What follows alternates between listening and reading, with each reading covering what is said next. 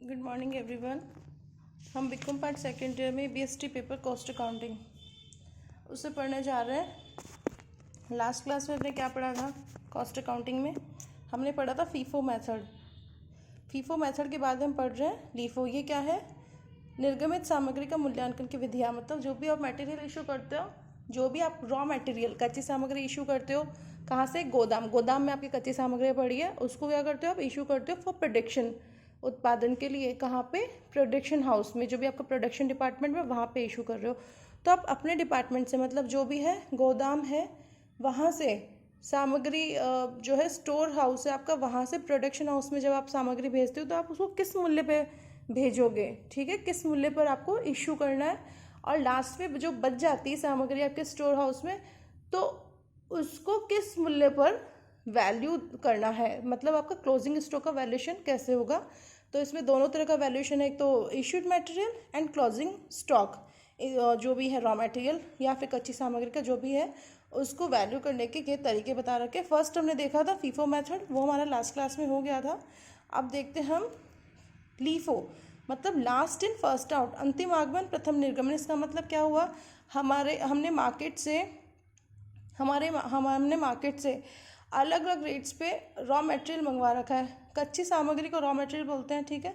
तो raw material मंगवा रखा है। अब रॉ मटेरियल हमने मंगवा रखा है, वो है सारा अलग अलग सामग्री पे।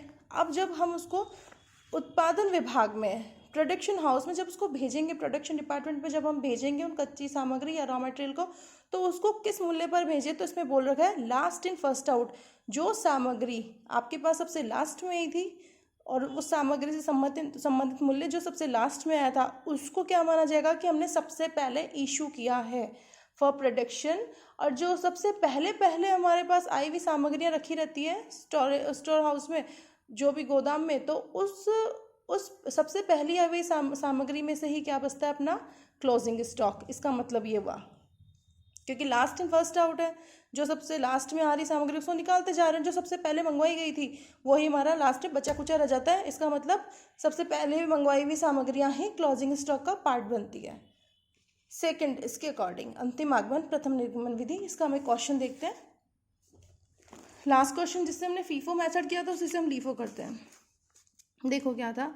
निम्न सूचनाओं के आधार पर प्रथम आगमन प्रथम निर्गमन विधि तथा अंतिम आगमन प्रथम निर्गमन विधियों से दिखलाते हुए स्टोर खाता बनाइए।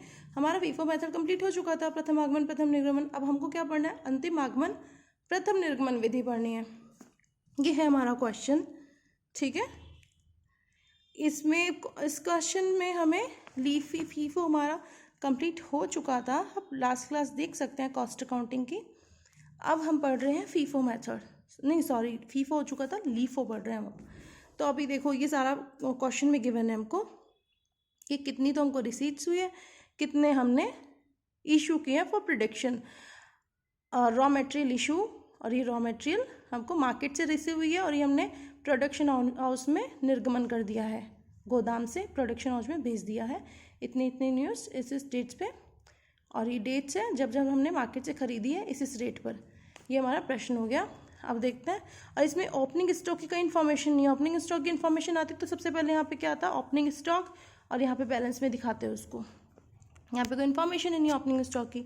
तो अब देखो क्या है, store ledger account LIFO method. इसमें अब देखो क्या है आपका, 3/1/2016 को 2000 इकाइयाँ प्राप्त हुई 1 रुपये की। 3/1/16 2000 इकाइयाँ 1 रुपये, 2000 आ गया। इस तरह से आपका ये फॉर्मेट बन जाएगा।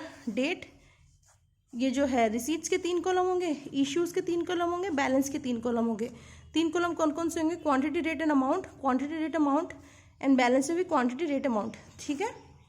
आपको ध्यान रखना है 3, 3, 6, 9 और 1 10 कॉलम हो गया आपके स्टोर अकाउंट में, स्टोर लेजर अकाउंट में। अब आपका ये रिसीव हुआ था आपको, ये हमने क्या किया? बैलेंस दिखा दिया। अब देखो नेक्स्ट, 3 के बाद में क्या डेट आ रही है? 4/1/16 को क्या हुआ है? इशू कितनी? 500 यूनिट्स। देखो 4/1/16 को 500 यूनिट्स हमने क्या की? इशू में दिखाया। अब इसकी रेट क्या रखनी है? Last in first out. अब लास्ट इन, अभी तो हमारे पास यही पड़ा है तो इसी में से आउट करेंगे हम। यही सामान पड़ा है हमारे पास गोदाम में, तो इसी में से तो हम आउट करेंगे प्रोडक्शन हाउस को। तो 500 यूनिट्स है, उसको 1 रुपये के रेट पे आउट कर दिया है। इशू कर दिया है। तो 2500 में से 500 गए तो 1500, और कितने का है 1500? 1 रुपये का, 1 रुपये पर यूनिट का। तो ये हो जाएगा अपना 1500 रुपये। अब देखो 3 और 4 डेट हो गई, इसके बाद में कौन सी डेट आ रही है? 5/1। 5/1 को 3000 इकाइयाँ और प्राप्त हुई 1 रुपये 40 पैसे की। 5 तारीख, 3 हो गई, 4 हो गई, 5 तारीख देखो, 5 तारीख को 3000 इकाइयाँ 1 रुपये 40 पैसे की प्राप्त हुई। इसको दोनों को मल्टीप्लाई करेंगे 4200 हो जाएगा। अब देखो हमारा ये पहले से तो स्टॉक बढ़ा ही था इसमें 1500, इसके साथ साथ 3000 भी आ गया ये वाला, ठीक है। 4500 का स्टॉक हो गया। ये 1 रुपये का है, ये 1 रुपये 40 पैसे का है। दोनों इन दोनों को मल्टीप्लाई करके ऐड कर देना, 5700 आ गया। हमारी अब क्या 3 हो गई, 4 हो गई, 5 हो गई। इसके बाद कौन सी डेट आ रही? 6 नहीं है, 7 है। 7/1/16 को क्या है? इशू है। 3 4 5 हो गए, 7। 7/1/16 को क्या हुआ? 2000 का इशू हुआ, ठीक है। 2000 का इशू हुआ। अब इसमें रेट कौन सी रखनी है? देखो ये 2 रेट है, last in first out. Last in कौन सी है अपने पास? 1 रुपये 40 पैसे। इन दोनों में से कौन लास्ट में आया था? ये। तो इसी को क्या करेंगे? पहले आउट करेंगे 1 रुपये 40 पैसे। तो 3000 में से हमने 2000 इकाइयाँ निकाल दी 1 रुपये 40 पैसे के हिसाब से, तो 2800, ठीक है। इतना क्या कर दिया? निर्गमन कर दिया। अब इसमें से क्या हुआ? 2000 गए तो बचा कितना? 1000। तो क्या बचेगा यहाँ पे? 1500 इकाइयाँ बची। 3000 में से 2000 गए तो 1000 बचा। ये 1 रुपये 40 पैसे का, इनको मल्टीप्लाई करना, ऐड करके 2900 कर देना, ठीक है। 7 तक डेट हो गई अपनी। 7 तक तो कुछ नहीं आया, नहीं 7 तक सारा हो गया, कुछ कैसे नहीं आया। 7 तक हमने 4 डेट्स पे कर लिया। 8 को कुछ नहीं है, 9 को कुछ नहीं है, 10 को देखते हैं, 10 जनवरी को देखते हैं। इसमें क्या है? 2000 इकाइयाँ हमने फिर से खरीद ली बाजार से, और 1.5 रुपये की आई है। 10 को 2000 इकाइयाँ, एक है 1.5 रुपये की, 2000 कितने? क्योंकि दोनों को मल्टीप्लाई करना 3000 की। अब हमारे पास स्टॉक में देखो कितना सामान हो गया, 1500 तो ये वाला, 1000 ये वाला, और ये 2000 और मिल गई हमको। तो सबकी रेट लिख देंगे, इसकी एक थी, इसकी 1 रुपये 40 पैसे थी, इसकी 1.5 रुपये थी, ठीक है, 1.5 रुपये ये वाली। अब इन तीनों को मल्टीप्लाई कर देना इन अपने अपने रेट से और ऐड कर देना। अब देखो 10 तक हो गया, 11 12 13 14 कुछ नहीं है। 15 को क्या कर रहे हो आप? इशू कर रहे हो 3000 यूनिट्स। ये आ गई 15 डेट। 15 को क्या किया आपने? 3000 यूनिट्स इशू किया है। लास्ट इन फर्स्ट आउट, इनमें लास्ट में कौन आया था? ये। तो ये क्या होगा? पहले बार निकलेगा। तो 2000 इकाइयाँ 1.5 रुपये वाली निकाल दी, और 3000 निकालनी थी ना, 2000 तो 1.5 वाली निकाल दी, और 1000 ये 1 रुपये 40 पैसे वाली निकाल दी। इन दोनों को आपने यहाँ से हटा दिया है, इन दोनों को इशू कर दिया है यहाँ पे। तो बचा क्या? 1500 बचेगा। 1500 इकाइयाँ आ गई 1 रुपये की 1500। 15 तक की डेट का हो गया हिसाब किताब। 1500 की इकाइयाँ बच रही 1 रुपये वाली। और अब देखते हैं 15 के बाद में कौन सी डेट आई। 15 के बाद में आ रही है 20। 20 को 3000 इकाइयाँ हमने खरीदी 1 रुपये 80 पैसे की। 20 को 3000 इकाइयाँ आई 1 रुपये 80 पैसे की। दोनों को मल्टीप्लाई करना, 1 रुपये 80 पैसे की 1 यूनिट है, तो 3000 कितने की होगी? 5400। और इसके बाद में है 1500 तो आपके पास स्टॉक में था ही, ये 3000 भी आके क्या स्टॉक में ऐड हो गया है। ये 1500 1 रुपये का, ये 3000 1 रुपये 80 पैसे का। इन दोनों को मल्टीप्लाई करना है, यहाँ जोड़ के रख देना। अब 20 के बाद में देखो कौन सी डेट है? 25। 25 को क्या हुआ? 2500 इकाइयाँ इशू हुई। तो 25 जनवरी को क्या हुआ? 2500 यूनिट्स इशू हो रही है। तो लास्ट इन फर्स्ट आउट, इन दोनों में से लास्ट में कौन आया? ये आया था ना 3000। 3000 में से 2500 हम इशू कर देंगे, बचा कितना यहाँ पे? 500। तो 1500 500 1500 500 तो हमारे पास स्टॉक बच गया। इसमें से 2500 इशू कर दिया। अभी किस रेट पे करेंगे?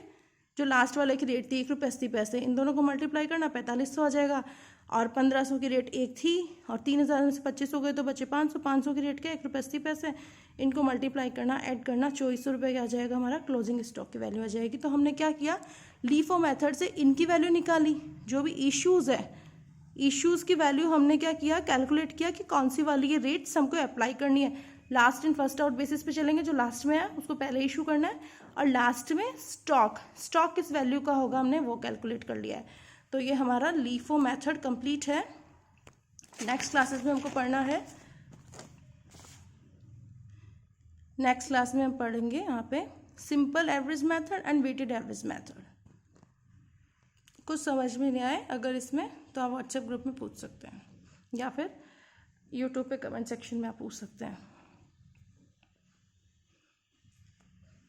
आप इसी क्वेश्चन को दोबारा करना, दोनों मेथड से, इसमें दोनों मेथड से जो क्वेश्चन था इसको आप वापस करना, यही आपके लिए असाइनमेंट है। Okay, thank you.